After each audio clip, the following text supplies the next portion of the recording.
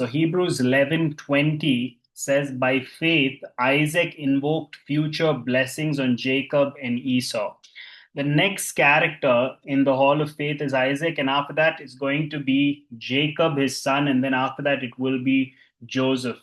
And if you remember, right through the book of Hebrews, the author is going to great lengths to show his audience that they need to persevere till the end and not relapse, not retrogress, not go back to Judaism. And so he's citing these examples of these men who were faithful right till the end of their lives. And so it says, by faith, Isaac invoked future blessings on Jacob and Esau. This happened when he was old. When you read the Genesis account, it says, by faith, Jacob, when dying, blessed each of the sons of Joseph. It also says, by faith, Joseph, at the end of his life, made mention of the Exodus. So the author's point is to show how these role models, how these stalwarts of the faith pressed on till the very end. If you remember our study in the book of Genesis, Isaac initially wanted to bless his older son Esau. That was the law of primogeniture. That was the blessings automatically go to the older son. He gets two-thirds of all the inheritance, and the younger son will get one-third of the inheritance. He even ignored that prophecy that came to Rebekah, where God clearly spoke, saying, the older will serve the younger. But after he was deceived because of his poor eyesight and because of this plan that Rebecca and both Rebecca and Jacob came up with, he was deceived. Then he knew that he could not go against a sovereign God. He couldn't put God in a box. And so he responded in faith to God, saying, okay, let your will be done. I'm not going to attempt to carry out my will. I surrender, I submit to your will. And that's how in Genesis 27:33, he says, when he comes to that point of surrender, he says, Jacob will be blessed. At that point, he has agreed that it's God's sovereign will that will stand and that will prevail. There are times in our lives where we also make mistakes, and yet, like Isaac, if we say at the end of it, if we say, okay, God, you have your way, we will still be considered to be people of faith. Not our mistakes will not be highlighted, will not be identified by our mistakes. We will still be called people of faith, just like Isaac was called. He's here in the hall of faith. His name is mentioned in the hall of faith. Moving on to verse 21, it says, by faith, Jacob, he's the next character. By faith, Jacob, when dying, blessed each of the sons of Joseph, bowing in worship over the head of his staff. There is this epitaph in Bristol, England, which reads, here lies John and Richard Ben, two lawyers and two honest men. God works miracles now and then. If you didn't catch that, again, here lie John and Richard Ben, two lawyers and two honest men. God works miracles now and then. God worked a miracle in Jacob's life.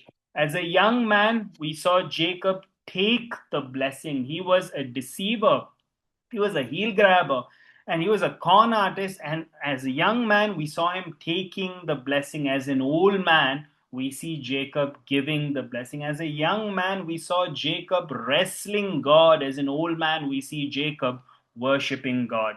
Ray Pritchard, the well known preacher, said one of the first prayers that he learned to pray, and most of you know this prayer by heart, was this: now I lay me down to sleep. I pray thee, Lord, my soul to keep.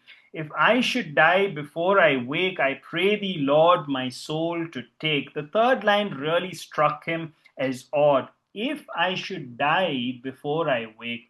Thought about how a child who's at the prime of life should be thinking and should be praying and talking about death and death before the child wakes up. First, it struck him as odd, but then the more he thought about it, he realized that death comes to all of us, and it comes to all of us in different stages.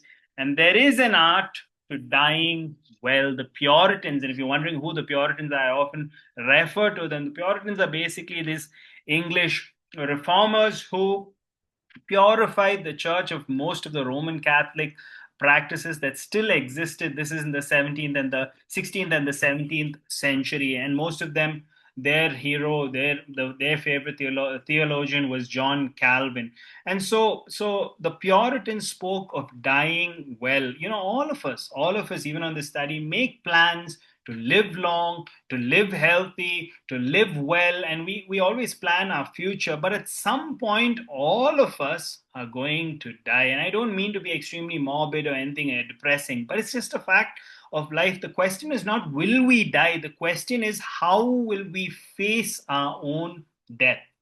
One mark of genuine Christianity is when you come to the end of your life, you still hold on to what you believe. Billy Graham said, "We are not prepared to live until we are prepared to die." In other words, he said, we must gain the victory over the fear of death, or life will not reach its richest and deepest meaning for us. Jacob had an interesting life, and I like the way that A.W. Pink, Arthur Pink, summarizes his life very quickly. He summarizes his life, and he says, he went out young, he came back old. He went out single, he came back married. He went out poor, he came back rich. He went out healthy, he came back limping. He went out with an old name, Jacob, and he came back with a new name, Israel. He went out alienated, he came back reconciled to his brother. He went out with his mother alive, he came back with his mother dead. He went out walking from God, he came back walking with God. And that's what mattered. He pursued God at the end of his life. He endured till the end. He worshipped God at the end, in spite of fluctuations, different times in his life where he walked away from God and he made the wrong decisions. Clearly, at the end, he came back to God and he was found to be worshiping God. He was found to be faithful. Hebrews chapter 11, verse 22. By faith, Joseph, at the end of his life, made mention of the exodus of the Israelites and gave directions concerning his bones. In giving directions for the burial of his bones, Joseph had faith to believe that his descendants would one day leave Egypt for the promised land. This was in spite of the fact that he enjoyed a life of prosperity and pomp and prominence in the land of Egypt. Do we, like Joseph, understand that this world is not our ultimate home? We may try to get comfortable here, but we're only passing through. We're supposed to live like aliens, like foreigners in this world. In July 2007, Tony Snow, the former White House press secretary and well-known news anchor and a political commentator, died of colon cancer at the age of 53. After he was diagnosed in 2005, that was 2 years earlier, he sought treatment and went into remission. But when the cancer returned in 2007, he wrote an article for Christianity Today. Most of you know Christianity Today, a well-known magazine. He wrote an article entitled "Cancer's Unexpected Blessings," and here's an excerpt from that article. He wrote, "The moment you enter the valley of the shadow of death, things change. You discover that Christianity is not something doughy, passive, pious, and soft. Faith may be the substance of things hoped for, the evidence of things not seen, but it also draws you into a world shown of fearful caution. The life of belief teems with thrills, boldness, danger, shocks, reversals, triumphs, and epiphanies. That is how we ought to live, shown of fearful caution, stripped of fearful caution, free from fear, living to the fullest, taking calculated risks. The next person to be mentioned is Moses. I'm going to be reading now from verses 23 to 29 if you want to follow along. Hebrews 11:23 to 29. By faith, Moses, when he was born, was hidden for 3 months by his parents because they saw that the child was beautiful. And they were not afraid of the king's edict. By faith, Moses, when he was grown up, refused to be called the son of Pharaoh's daughter, choosing rather to be mistreated with the people of God than to enjoy the fleeting pleasures of sin. He considered the reproach of Christ greater wealth than the treasures of Egypt, for he was looking to the reward. By faith he left Egypt, not being afraid of the anger of the king, for he endured as seeing him who is invisible. By faith he kept the Passover and sprinkled the blood, so that the destroyer of the firstborn might not touch them. By faith the people crossed the Red Sea as on dry land, but the Egyptians, when they attempted to do the same, were drowned. First of all, the faith of Amram and Jochebed are highlighted. They were the parents of Moses. We don't read their names over here, but their faith is highlighted. They're mentioned in the book of Exodus, and it is by faith that they defied a cruel edict, a cruel command that Pharaoh gave out as the killing of all the firstborn sons. And so they changed by their faith, they changed the course of history for their son and for their people. Moses, we're told, we read over here, was a beautiful baby. The Greek is astios, which means he was handsome, which means he was well formed. And one translation also says he was divinely fair. It could be translated divinely fair. Josephus, the historian, says that it was Thermutis, who that was the name of the princess, Thermutis, who found Moses floating there on the banks of the river Nile, and she took him into the palace. And Josephus also wrote that Moses was such a good looking baby that every time people walked past him on the road, they would look back, just staring, just gazing at this beautiful baby. This is Josephus, the historian.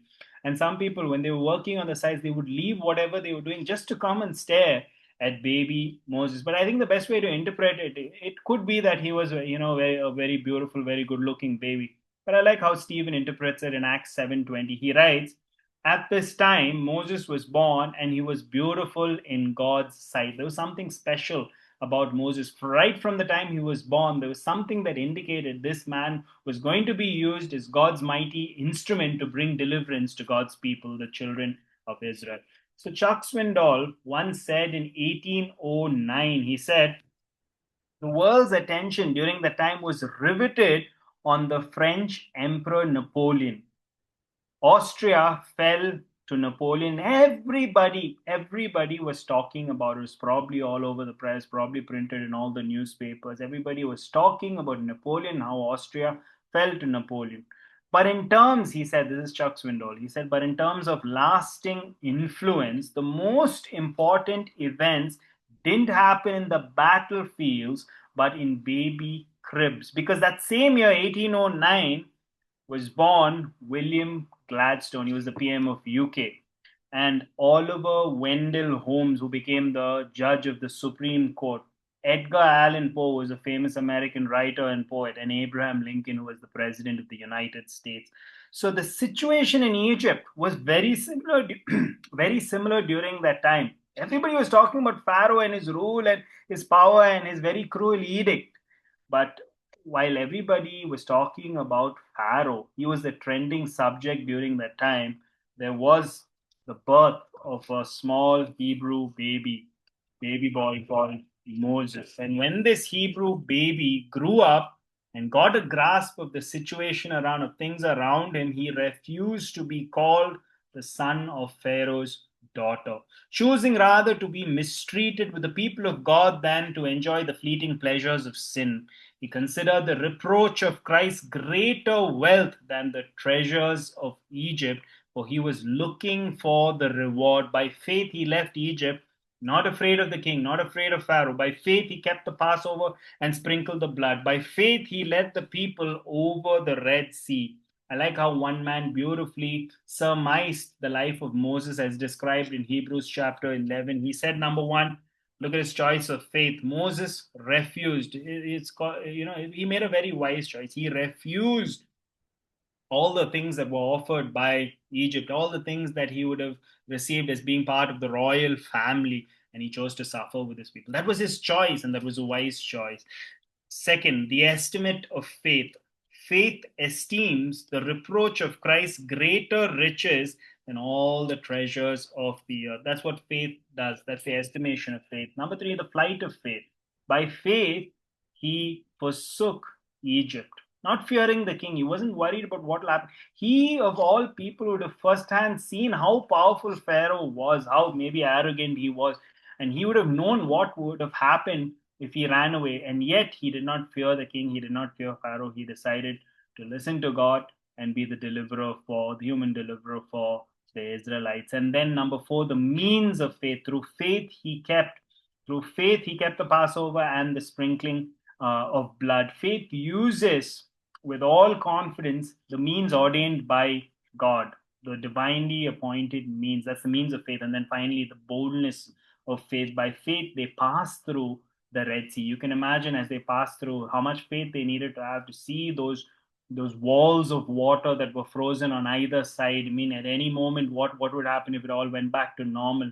But they had faith, and Moses led them through the Red Sea. On February 13th, 1889, it was a cold Sunday night, minus 22 degrees, and it was this was a small little town called Georgetown in Kentucky. There was a man there by the name of Eugene Sally. He was a brilliant student, and he suggested to his roommate, I know it's a cold night, but let's get to church because I really don't think there'll be anybody in church and we don't want the church to be empty. So he convinced his roommate, and both of them went there. And he was right. There was hardly anybody, just a handful of people who came to church, who showed up that Sunday evening. And Pastor Cody did his best to preach his sermon, which was entitled Moses' Wise Choice from Hebrews chapter 11, verse 24. Every sentence hit Eugene like a brick. Every sentence was like a hammer. And Pastor Cody described how Moses, the darling of Pharaoh's household, had been trained in all the wisdom of Egypt. He had all the wealth, he had all the position and popularity. Everything belonged to him. But when God called him, he obeyed. Until that night, this guy that I told you about, Eugene Sally, planned to become a lawyer. But listening to that sermon, it caused him to really think deeply whether God was calling him to ministry, maybe even to missions. He quickly pushed the thought aside, he brushed the thought aside, and he graduated from his university in Georgetown. He applied to Columbia University in New York to become a lawyer. He wanted to pursue law. And Sally spent his summer vacation riding on his horse, riding horseback, selling aluminium wares. And at one point, he stopped by a stream and he started thinking again because that sermon kept on disturbing the thoughts of Hebrews 11:24 about how Moses made a choice when he had that choice, that very wise choice. He kept thinking about all the things that he heard Pastor Cody preach. And finally, near a gentle stream, he surrendered his life to full-time Christian service. He went to China, served there for 27 years. He served in evangelical ministry and in church planting. He served as a missionary over there. And he wrote one point, "For this cause I came into the world, and to this end I was born to preach the gospel in China." He once said, Moses held on to the promises of God. He held on to something solid. He was looking for the reward. He gave up the fleeting pleasures of sin as clearly described in Hebrews 11. There were two men who fell into the Niagara River. And as they were being swept towards the fall and obviously certain death, someone on the shore saw their predicament, saw their plight, and tied a rope to a tree trunk and tossed the rope into the water. Both men gratefully grabbed onto the rope and they held on. Soon, however, a floating log, pretty large log, bumped into one of the men. And feeling this large log and instinctively sensing something big must be more secure than this flimsy rope, he released his grip on the rope and he grabbed on to the log. Soon he and the log went over the falls, went over and died, lost their lives. But the other man was rescued. Why? Because even though the rope was flimsy, it was secured to something solid on the shore. Our only real security is faith in God and His promises. And like Moses, let's also trust Him and let's look forward to the eternal rewards that are promised. Now I'm going to end by reading verses 30 to 39. By faith, the walls of Jericho fell down after they had been encircled for 7 days. By faith, Rahab the prostitute did not perish with those who were disobedient because she had given a friendly welcome to the spies. And what more shall I say? For time would fail me to tell of Gideon, Barak, Samson, Jephthah, of David and Samuel and the prophets who through faith conquered kingdoms, enforced justice, obtained promises, stopped the mouths of lions, quenched the power of fire, escaped the edge of the sword, were made strong out of weakness, became mighty in war, put foreign armies to flight. Women received back their dead by resurrection. Some were tortured, refusing to accept release so that they might rise again to a better life. Others suffered mocking and flogging and even chains and imprisonment. They were stoned, they were sawn in two, they were killed with the sword. They went about in skins of sheep and goats, destitute, afflicted, mistreated, of whom the world was not worthy, wandering about in deserts and mountains and in dens and caves of the earth. And all these, though commended through their faith, did not receive what was promised, since God had provided something better for us, that apart from us they should not be made perfect. Rahab is mentioned, and I always think it's amazing that Rahab the harlot, Rahab the prostitute, is also mentioned with all these other heroes of the faith. In spite of her history, in spite of her past life, think of all the stains of her past life. In spite of that, God redeemed her. She let down that scarlet rope, and because of that, she was saved when the Israelites came to conquer the city of her city. So her faith is what saved her, and she is recorded here in spite of her past. And you think about it, if God could save a person like Rahab, he can save anybody. And then he goes on to mention very quickly, but then he says that I don't even have time to mention. It's not for lack of examples. I can keep going on. The list is never ending because there were so many faith-filled heroes in the Bible in the Old Testament. So he quickly mentions, he says Gideon, and we think of the 300 men that he used. God brought his army down from about 30,000 to 300 brave, courageous soldiers, and he used those 300 men to defeat the Midianites. Barak, the judge, he was cowardly. I recently referred to him in connection with that question of Deborah, and the topic was women in ministry. He was a little bit cowardly. He was a little bit timid. He said, I won't go to battle unless Deborah comes with me. And yet, there's no doubt that he did have a genuine faith in God. And again, he's mentioned in the Hall of Faith because he really trusted God as he went to battle. Samson, we know his life was fraught with weaknesses. We know that he had many shortcomings, many blunders, up to all kinds of shenanigans. But God used him. He tore the mouth of a lion, killed a lion. He killed Philistines, 1.30 Philistines, another time about 1,000 Philistines with the jawbone of a donkey. There was a time when, at the end of his life, when he brought down the pillars in the temple of Dagon, and that at that point he killed more Philistines than he had ever done so in his entire life. So God used him to be a deliverer, to be a judge. And so the next person is Jephthah. He was an illegitimate child, and yet God used him to deliver his people. Of course, he made a rash vow, but that's a different topic for a different time. Then you have David, the worship leader, the king who conquered so much, won so many battles, who's written so many beautiful psalms for us to still benefit even today. Thousands and thousands of years later, we can relate to all the psalms, the raw emotions that he displayed in those psalms. Then you have Samuel, who was the last judge and the first prophet, a great man of God. I really like Samuel in the Bible and the way he conducted himself and how he represented God to the people. And then the author of Hebrews in this chapter moves on now from mentioning people to descriptions of things that they are, to deeds that they had done. And you read that, it's pretty self explanatory. All the things that people went through, whether it was floggings, whether it was quenching fire, whether it was being sawn in half, they all did it because their faith was fixed in the Lord Jesus Christ. They looked forward to the eternal reward. They never repudiated their faith because of death threats or because of persecution or anything like that. And so Now we have all the faith of all these people, and we're told in verse 39, yet they did not receive what was promised. What was promised? The Messiah. They didn't see the Messiah. They didn't touch and see the Messiah. They didn't benefit from the blessings of the Lord Jesus when he walked the earth, when he came in the fullness of time. God reserved something better for us. They never enjoyed a perfect conscience, I believe, like the way that we do today.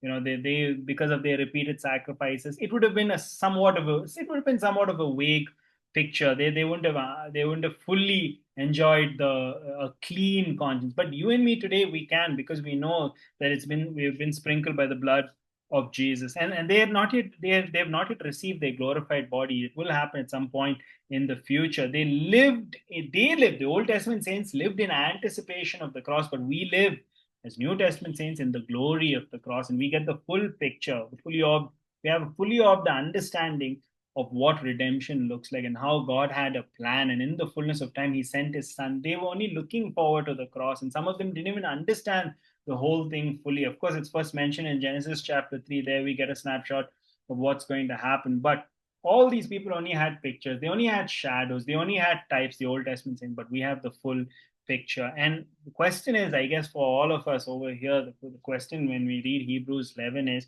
how do our lives compare to these heroes of faith? I mean, our revelation is far greater than what they had. We have the full picture now. We have all the epistles that Paul wrote, and he explains so much. John wrote, Peter wrote. We have all of that. We have the book of Hebrews that it beautifully explains the Old Testament and the New Testament, and the importance of the Old Testament, all that. How do our lives compare to these heroes of faith? Most of you will know the story, and I'm going to end with this. I'm sure some of you who have gone to church for long lengths of time probably heard this story maybe even 5, 6 times, maybe 10 times.